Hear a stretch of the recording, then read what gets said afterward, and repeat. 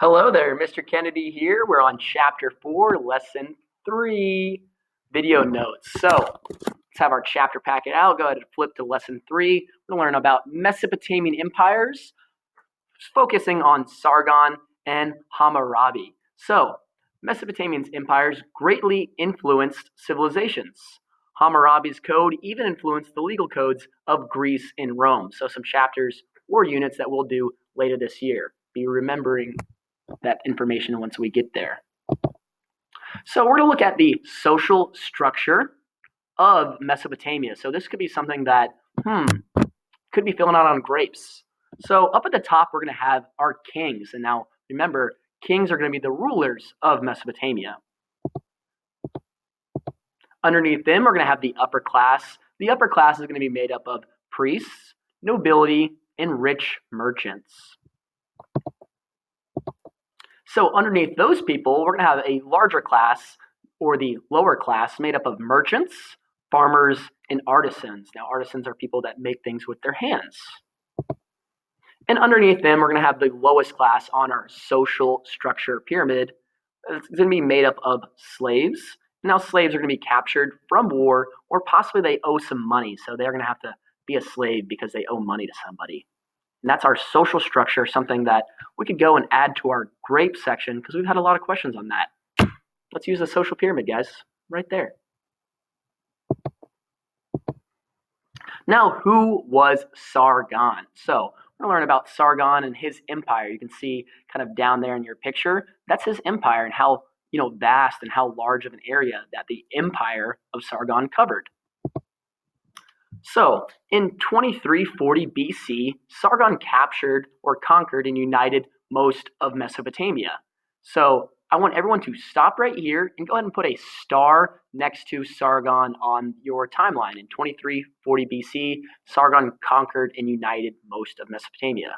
Put a star on it right there. We're checking. Now, Sargon, he was the one that created the world's first empire. So once again, you can look down at your picture and you can see that his empire expanded a vast amount of land.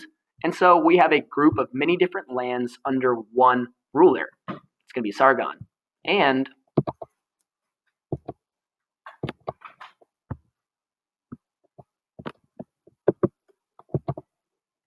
he was originally from the kingdom of Akkad. You can also see that down on the map, kind of near the lower parts in Mesopotamia, near the Tigris and Euphrates rivers. Remember Mesopotamia, land of two rivers flowing through it.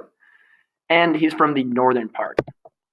Now, his empire lasted for more than 200 years. And we should see Sargon in the political section under grapes. So he was a political leader and ruler. So, should probably go in your grapes section under the political section of your grapes too. So his empire lasted, like I said, for more than 200 years before invaders eventually came in and conquered it. Hi, Miss Tickle. We're going to do the hot question. They're trying not to make me laugh because they don't want me getting on one of my little laughing fits. So, okay, hot question.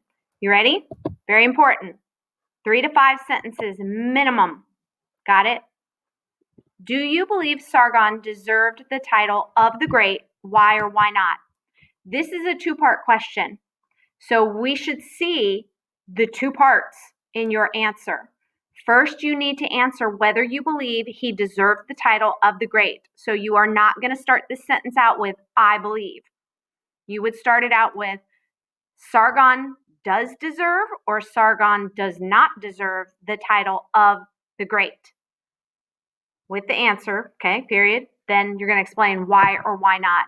You need to explain this in a historical aspect, not in a first-person, your point of view aspect. You're needing to use the information that Mr. Kennedy just explained to you to formulate whether Sargon deserved that title, and then explain why. 3 to 5 sentences, we're going to be checking. Points are taken off. Remember, this whole hot question is worth 20 points. Okay? Okay, see you in class. Bye. Bye, Felicia. All right, guys, so I hope you finished your hot question and answered it with fidelity, which means that you answered it with honesty and truthfulness, and you answered it in the way it should be answered. So hopefully you did that. So now I want to talk about who ruled after Sargon's sons ruled. And Mr. Kennedy told you that they didn't rule very well and they lost the kingdom. And they lost the kingdom to a guy named Hammurabi. He's going to rule after Sargon and after Sargon's sons. So Hammurabi is going to rule around 1792 BC, and he's a Babylonian king, which means he's from Babylon, which was near the southern part of the Tigris-Euphrates rivers, and he begins to conquer surrounding city-states. And as he's doing that, his empire is going to stretch all the way from the Persian Gulf to the Mediterranean Sea, which is much longer, a much larger period than our larger land mass than what we talked about in class. Here's the Persian Gulf and all the way over to the Mediterranean Sea, a huge empire. I was just taught to be fair or just ruler. Let me start that over. I can read. I was thought to be a just or fair ruler, and he's best known for creating a set of laws. Guys, I need you to put a star right there beside that. That set of laws is going to be the main piece of information that we do want you to remember about Hammurabi. So Hammurabi ruled quite a while. He spent the first 29 years of his rule working on what we call infrastructure, building new roads, domestic improvements, and improving the homes and the communication, building huge temples between the city-states. And then he spent the rest of his time helping these city-states learn to live in peace. And one of the ways he did that was that he created a code, Hammurabi's Code. And this code was often applied based on your social class, that social hierarchy, the structure that we talk about.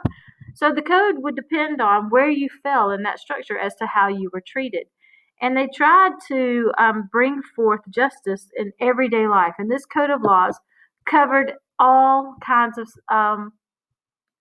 situations that they would encounter, all parts of their life.